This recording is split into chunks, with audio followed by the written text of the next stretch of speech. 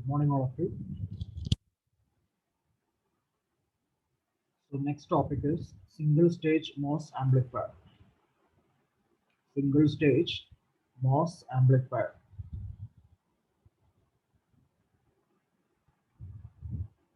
So in that we are going to discuss mainly three configurations. First one is common source, second one is common gate, and third one is common drain amplifiers. Common drain is otherwise known as source follower. So let us start with common source amplifier. So in this section, we are going to deal with single stage MOS amplifier. You know the difference between single stage and multiple stages, right? So why we are going for multiple stage amplifiers? That is to increase the gain.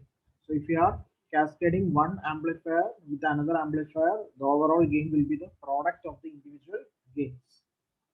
That means output of the first stage will be given to the input. So again, further amplification will take place, right? So that is a peculiarity of two-stage or multi-stage amplifiers. So to increase the gain, we used to cascade one stage with the other stages. So first, let us discuss how we can draw a common source amplifier circuit and how to derive the basic properties of this particular amplifier like input impedance, output impedance, voltage gain, all those things. So this is a little bit analytical procedure. By using the small signal equivalent circuit, we will find some of the basic parameters, performance parameters of a common source amplifier. So why we are trying to derive these parameters? Because only if we know the formula of gain, only if we know the formula for input impedance, only if we know the formula of output impedance, we will be able to design an amplifier circuit for a given specifications. That is, an electronics engineer always needs specifications to design a particular product in order to meet his requirements, right? Or to get a proper output, he needs some specifications. So based on that specification, for example, I am going to design one amplifier for a gain 10. So 10 gain is equal to 10. That is a specification for an amplifier. So if we know the formula of gain of a particular common source amplifier, then with respect to the given specification or given gain, we can set the component values accordingly and ensure the proper gain. Clear? So why we want to derive these parameters? That is to implement the circuit or to design a circuit. Always we need the specifications, right? So we have to know the voltage gain equation. We should know what is the input impedance and output impedance of the circuit. Only after getting these parameters only we will be able to design a given circuit. So as far as this derivation is concerned, it is very important, as well as the final result is also important, because you should remember the result for your numericals. Okay. So derivation as well as the result, that is the final expressions, are very important.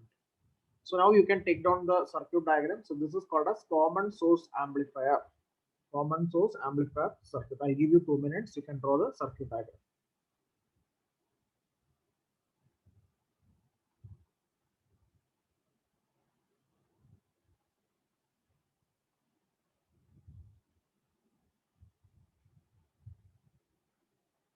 So here you can see both AC as well as DC signals are present. So V signal is your input which is to be amplified. Okay. V sig, it is a signal which is to be amplified. That is the actual AC input that you have. So this is your AC input. This AC input is given to the gate of the MOSFET through a resistance as well as a coupling capacitance. The resistance is denoted by R sig, signal resistance, and the coupling capacitor, the input coupling capacitor, is denoted by CC1.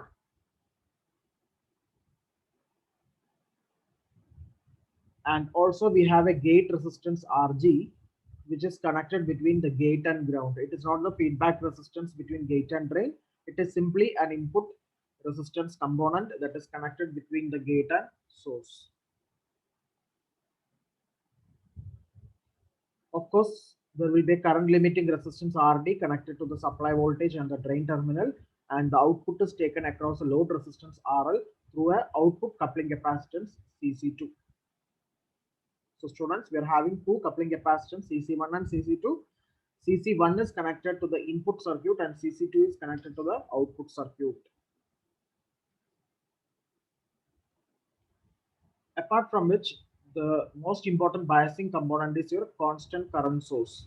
Already in the first module, we have discussed the biasing techniques of a common source amplifier, out of which the most promising biasing technique is the constant current source. So in the source terminal, you are having a current source capital I, which is connected to a negative supply voltage minus VSS,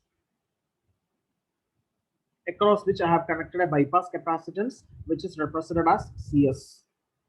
So across the current source, you are having a bypass capacitance represented as CS.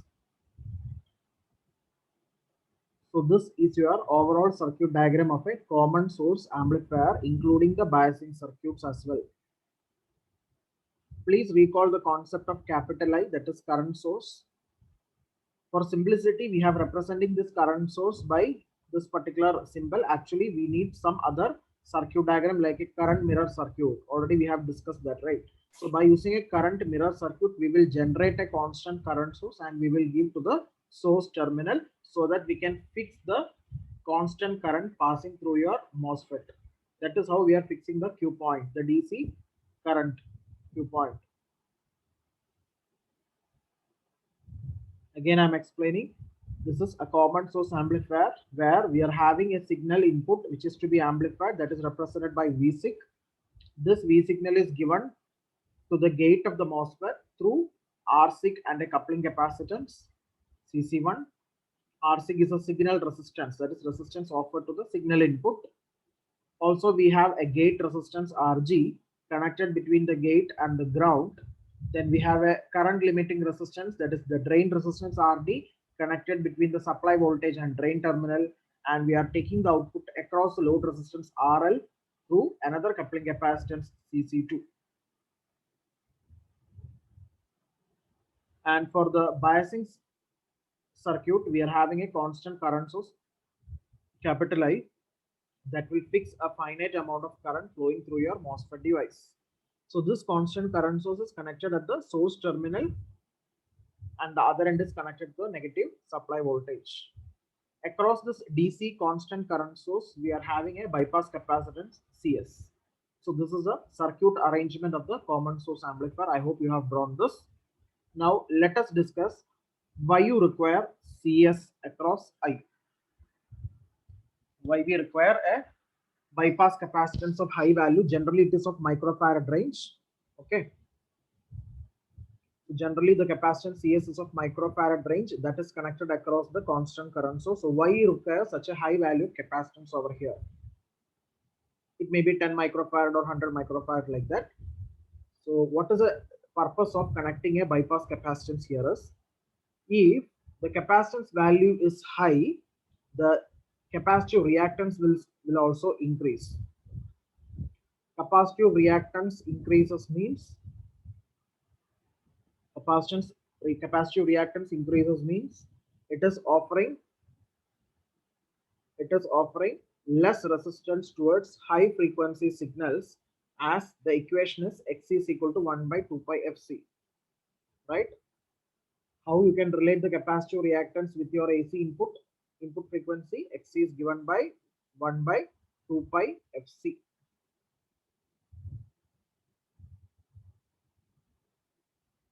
So the capacitive reactance is inversely proportional to high frequency, frequency of your input signal. So whenever you are having AC components at this particular terminal, it will offer a less reactance path.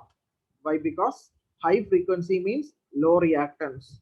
So all the AC components which are of high frequency will get passed through the capacitance. That is, it is bypassed and it is not allowed to pass through your constant current source having a finite resistance. You know that a constant current source will be having a finite internal resistance. So if AC signal is passing through this constant current source, it will produce unwanted voltage drop that will again shift our Q point or disturb our Q point.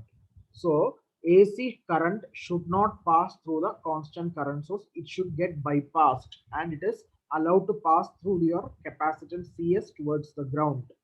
This is called as bypass process. So in order to bypass the unwanted AC, we are using a high value capacitance CS across a constant current source that will offer low reactance towards high frequency components. High frequency means AC. So all the AC components will get passed through your CS instead of passing through the constant current source. So why you require that? Because if I am not using the bypass capacitance CS, then all the AC signals may pass through your constant current source, which is having a finite internal resistance, which results in a voltage drop. Because of this voltage drop across the constant current source, it will get disturbed. The Q point will get disturbed. Okay, so that is not at all desirable. So always we require a bypass capacitance at the source and ground terminal. So that is a requirement of using CS. So this is your AC signal, and to limit the current flow, we are using a signal resistance RSIC and a high value of gate resistance RG. So why we are using high value of gate resistance? To control your gate current or to make your gate current IG is equal to 0. Even though the MOSFET is offering a high input impedance, still if you want to make your gate current ideally equal to 0, you can have a high resistance RG of the order of mega ohms. Okay, so please note RG is of the order of mega ohms. Again, we are using the two capacitors CC1 and CC2, which absolutely acting as a coupling capacitor that couples AC to the input. As far as the CC1 is concerned, it will couple the AC signal towards the input of the gate terminal for the amplification purpose. And as far as CC2 is concerned, that is going to couple your AC output, that is amplified output across the load resistance RL, and it will block the DC components. Okay, pass AC and block DC. So why you want to block DC? Because I don't want any DC input that will shift my signal level, right? So across the load resistance RL, I need only pure AC output. So I don't want any DC input that will shift my AC level.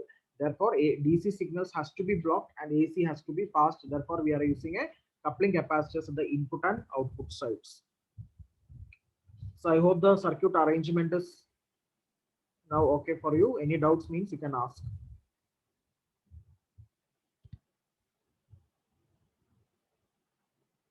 Now let us move to the analysis. So for the analysis purpose, what we have to do is we have to draw the small signal equivalent circuit. So all of you draw the small signal equivalent circuit of the CS amplifier. That is corresponding to your given circuit diagram. This circuit diagram, we are going to draw the small signal equivalent circuit, and kindly remind all those things, rules and regulations. Please remember all the rules and regulations while drawing the small signal. So what is the rule? While drawing the small signal equivalent circuit, we will not consider any capacitance. All the capacitance will be assumed as a short circuit, and all the DC current source and DC voltage sources will be deactivated. That is why we will not consider capital I as well as supply voltage VDD as well as minus VSS. In your circuit diagram, you can see there are two DC power supplies. It is working with a dual power supply, VDD and minus VSS. So those are pure DC voltages, and you have a DC current source for biasing, that is capital I. So these I, VDD and minus VSS will be deactivated by open circuiting the current source and short circuiting the voltage source. Clear? So those three voltage and current sources, they will not come into our picture while performing the small signal analysis. And also you can see CC1, CC2 and CS. The three capacitance will also get short circuited. So that will also get eliminated. Clear? Now you can draw this.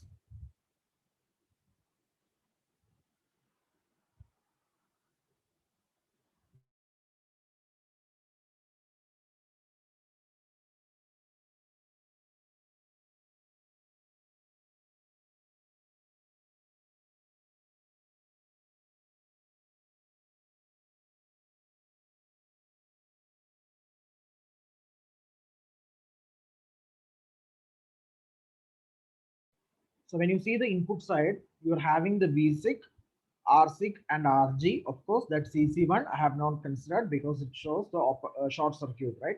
CC1 it acts as a short circuit. So I have included this much portion, right? VSIC, RSIC, RG, which is connected to the gate terminal. Okay. Then what about the source? If you see the source terminal of your main circuit diagram, you are having only what? A capacitance CS as well as a current source and minus VSS. This is a pure DC component. This is also a pure DC voltage. So this will act as a short circuit and this will act as an open circuit, and because of which I will neglect this. That means the source will be directly grounded, and you know that the CS will also get short circuited. So which means the source can be directly grounded without showing capital I minus VSS and CS. Is that clear, students? So while drawing the small signal diagram, source is directly grounded.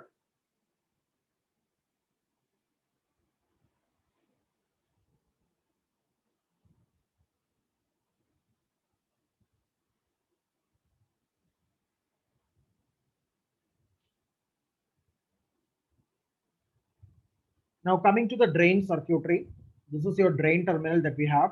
This is the drain, marked here D. So from drain to source, a current is getting flowing. That is nothing but your drain current. Drain current always depends on what? VGS. Signal current ID. We are not showing the capital ID, we are showing small letter ID.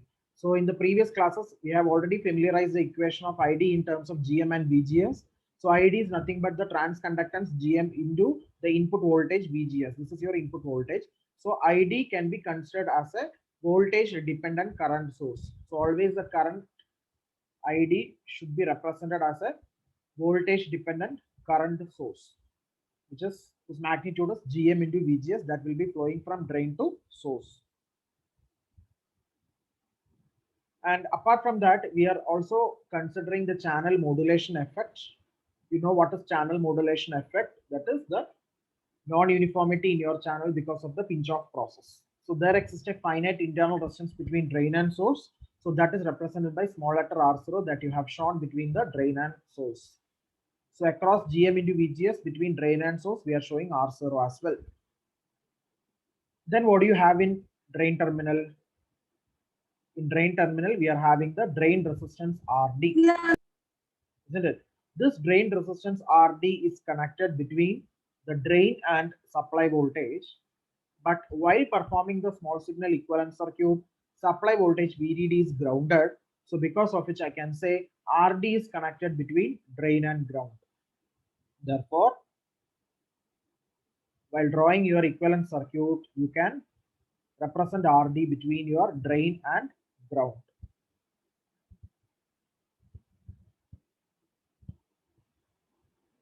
Is that clear or? Sandosh?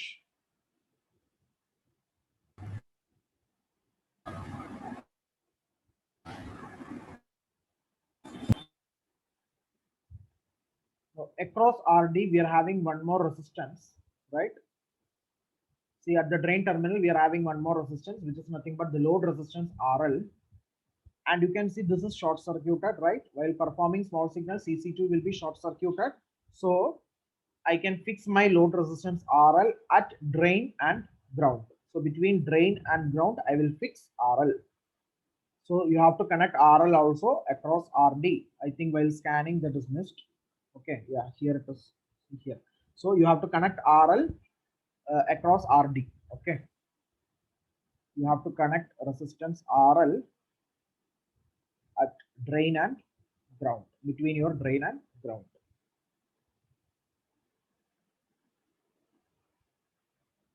Clear? Now, the two things you have to mark is one is Rn and another one is Rout. Rn means the effective input resistance that we are getting after looking through the input terminals. So that is why I'll show an arrow mark over here. Okay, and mark it as Rn. That is the overall resistance that I will get after looking into the gate terminal And similarly, R out, this is R out. Okay. R out is overall output resistance that is obtained after looking through the output terminal. Actually, that load resistance will not come. Before that load resistance only you have to look into. Then whatever the overall resistance that we are getting, that is nothing but your R out. Load is external across which we are taking the output, so that will not come into the output resistance. That is external to the amplifier circuitry, right? Load, what do you mean by load? Physically, what do you mean by load? Load is something, some devices like the loudspeaker, right? Which is getting operated by using this particular circuit. So any load means it can be a fan, it can be an amplifier, loudspeaker, it can be a TV, any electrical appliances that is getting operated with a particular circuit. That is what is called as load. So load will not come along with your amplifier circuitry. It is external. That is why I have mentioned R out here. Okay, R out is the output resistance that is obtained after looking into the output terminals. So in the output terminals, what are the resistance that you are having? We are having small letter R0, RD. Here we are having RG, RSIC. So calculation part we will do later. So this is the small signal equivalent circuitry of your given amplifier. And one more thing you have to mention, II and IG. II is your input current coming from the signal source. Okay, I have provided a small signal input to be amplified here. So from which I will get an input current IA that will flow through RSIC. But since the gate is offering high input impedance, there won't be any current flow towards the gate terminal. So I can write IG is equal to 0 for a MOSFET. Any doubts regarding the circuit diagram? Because only if you are able to draw the circuit diagram, then only you can perform the derivation. So you should learn thoroughly how to draw the small signal equivalent circuit from the normal circuit diagram of a CS amplifier.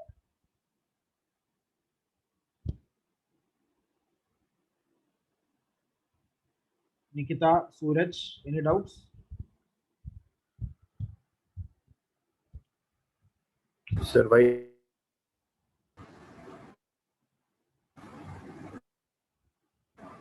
So you're not audible. Sir, why is IG 0, sir? Okay, IG0 means, see, already in the construction, we have already discussed in construction of MOSFET.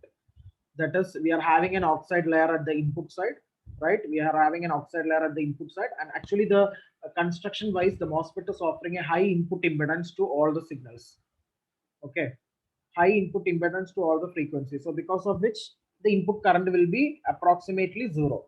Theoretically only we can tell 0, but of course there will be a small microampere current flow. So that is a constructional aspect of the MOSFET.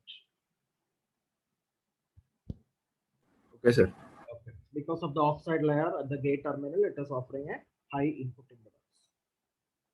Now, first, let us discuss what is the input resistance of this particular circuit. Input resistance means it is a resistance obtained after looking towards the input terminal. So if you see here, the only component that is appearing here is RG, because RSIG is in the series arm. So we can write Rn is equal to Rg. So this is the point across which we are taking our input impedance. So whenever we are looking to this terminal, the only resistance that is seen here is Rg. So that I will take as Rn. So Rn is equal to Rg. So this is the first result. Rn is equal to Rg will be your first result of your analysis. So that you can write directly. There is no analysis for that. Just by looking to the input terminal, whatever resistance we are able to see, that is your input resistance. Therefore, input resistance Rn is equal to Rg.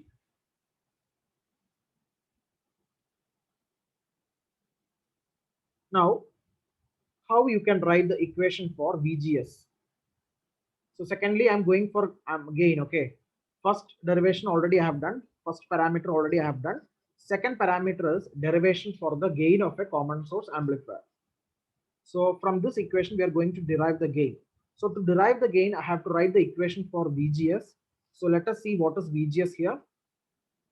VGS is the input available between the gate and source, whereas Vi is your voltage across your RG. Vi is the voltage available across RG. Since both these terminals are parallel, you can write Vi same as that of VGS. Right? Vi here I have mentioned the voltage across RG. VGS is something which is across gate and source. That is voltage across gate and source. So since these two terminals appear to be parallel, I can write Vi is equal to VGS. So all of you write Vi is equal to VGS.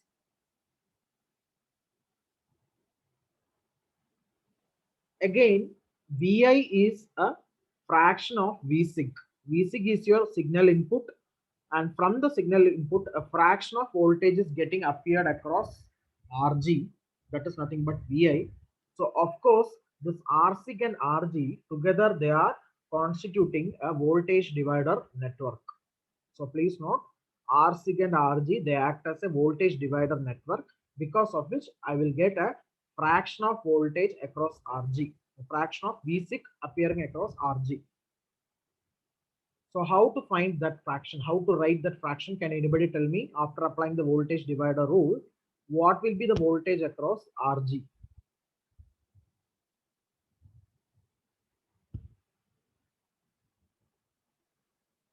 RG into V6 divided by R6 plus RG, sir. Very good, very good.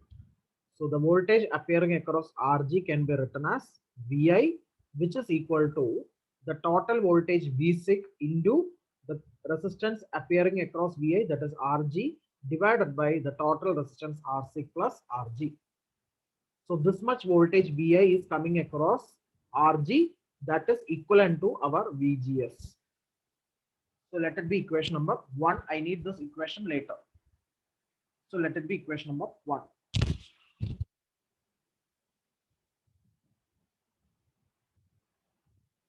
And since I am maintaining a zero gate current because of the high input impedance of the MOSFET, as well as because of the high gate resistance Rg,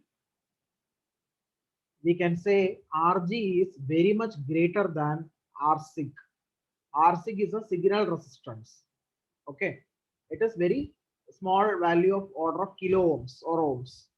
So basically Rg is very much greater than Rsig, because of which I can neglect this R signal value, so that this ratio will be 1:1, and I can say Vi is equal to Vsig. Vi is approximately equal to Vsig, which means whatever we are giving as your input, the same voltage, most of the voltage will be appearing across Rg as well. So negligible voltage is getting dropped across Rsig. Okay, across Rsig we don't have any voltage drop. So almost all the input Vsig will appear across Rg. Why? Because Vsig is equal to Vi, and the main reason is we have neglected Rsig compared to Rg. We have neglected Rsig compared to Rg. That is why the drop across Rsig is neglected, and Vsig is approximately equal to Vi, which is further equal to VGS. So this is just an assumption. Okay.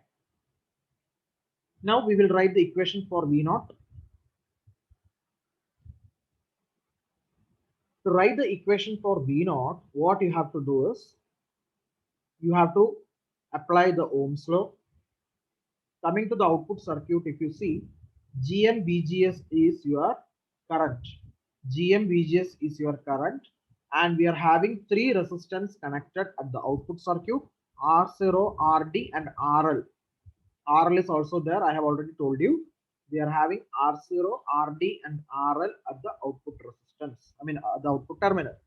So the overall resistance is R0 parallel, RD parallel, RL multiplied by GM into VGS.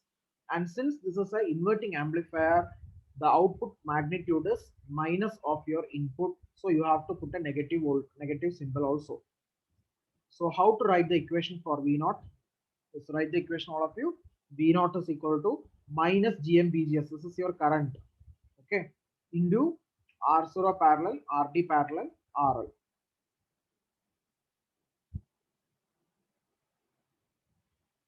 So from this equation number 2, I can directly write the expression for the voltage gain. Voltage gain is represented as AV, which is nothing but the ratio of output voltage to input voltage. So I will take this VGS to the left hand side so that you got the final expression for AV as minus Gm into R0 parallel, RD parallel, RL. Already we have discussed this derivation in previous classes as well. So this is what is called as voltage gain, AV. So we got the second result. What is the first result? First result is Rn is equal to Rg. See, put all the results in a box. Okay. First result is Rn is equal to Rg.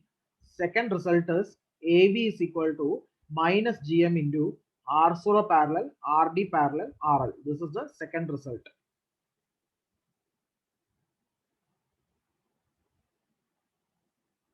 Now coming to the third part, write the heading. Third part, open circuit output volt, open circuit voltage gain. Open circuit voltage gain. Open circuit voltage gain. AV is the normal voltage gain, but specifically if we are mentioning open circuit voltage gain means we have to open the load terminals. That is, we will not connect any load resistance at the output. So this is very important. Open circuit voltage gain means we are calculating the voltage gain without connecting the load resistance, because generally if you take any electronic circuit, the load will be playing a very significant role over the gain of an amplifier. So without connecting the load also, we should be able to analyze the gain of an amplifier. So for that, we are having this parameter open circuit voltage gain represented by AV0. AV0.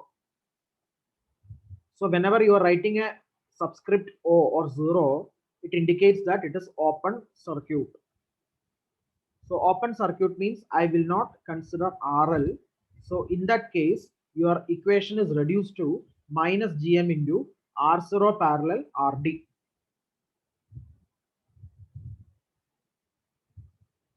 So as of now, how many parameters you got? 3 parameters. One is your input resistance.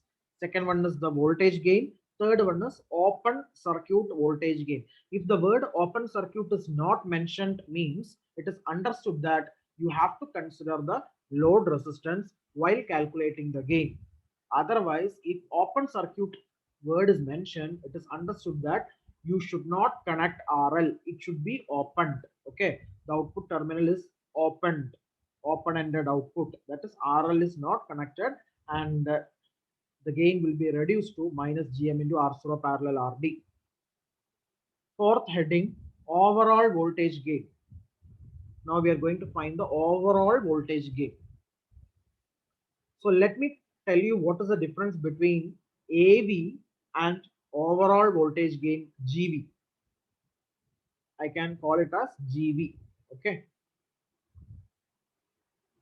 Normal voltage gain is AV, and this is called overall voltage gain, which is represented by GV. AV already we discussed. It is a ratio between V0 by VGS. See, less than 1 minute, this meeting will get end. Please rejoin back with the same link. AV is the ratio between V0 by VGS, but whenever we are speaking the overall voltage gain, it should be the ratio between V0 and the signal input. There is much difference between Vsig and VGS. If you are taking Rsig into our consideration, we can't expect the same voltage in a practical case. Though we are theoretically telling